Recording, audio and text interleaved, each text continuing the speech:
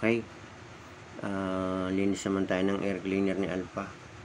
Balik kapag ka naglilinis ng Honda TMX 125, ang inaalis sa tornilyo ito. Ayan. Bigyan din ninyo ng pansin ito. Nakalisan natin yung apat na tornilyo. Ayan, sobrang dumi na. Talagang ano na siya, kinakailangan na. So kung may pambili, mas mabuti palitan na. Pero kung wala pang pambili, pwede naman itong sprayan.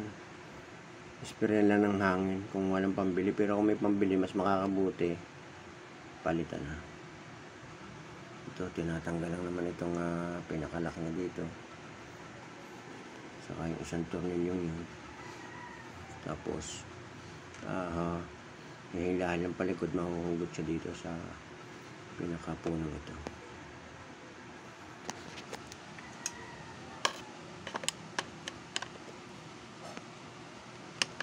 Yan.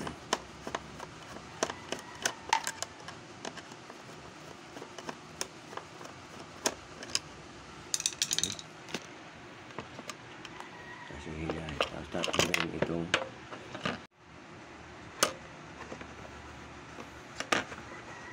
importante ito.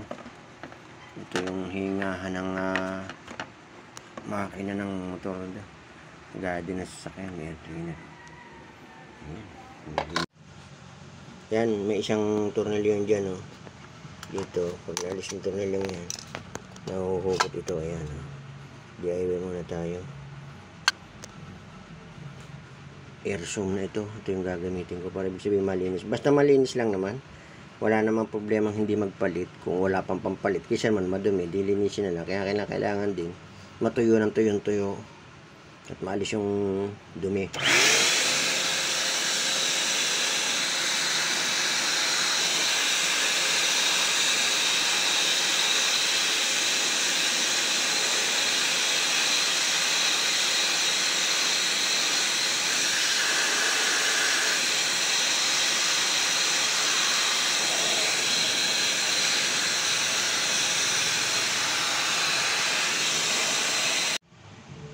O yan, malinis na, tsaka tuyong-tuyo ito.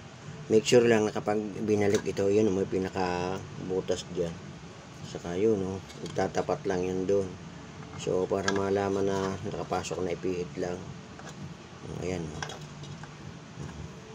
Kapag hindi na napipihit, ibig sabihin, nakapasok na yung ito, yung ano nito, yung pasukan. O, ayan, no.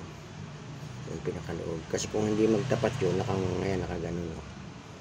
Yun, ganun lang kasimple kung paano maglinis ng air cleaner. Ayan, okay na, itatakip na lang yung pinakatakip niya. Start natin.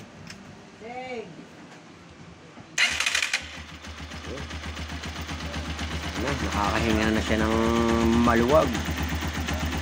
Ayan, maayos na, malinis na kahit pa paano. Kaya nalinis sa katuyo. Kaysa naman madumi, hindi dito ka na sa nalinis. Basta dapat lang tuyo, may pantuyo. Spray ng hangin. Blower o painitan sa araw para kahit pa paano pag inilagay hindi basa. O ganyan lang. Salamat ng marami sa inyo.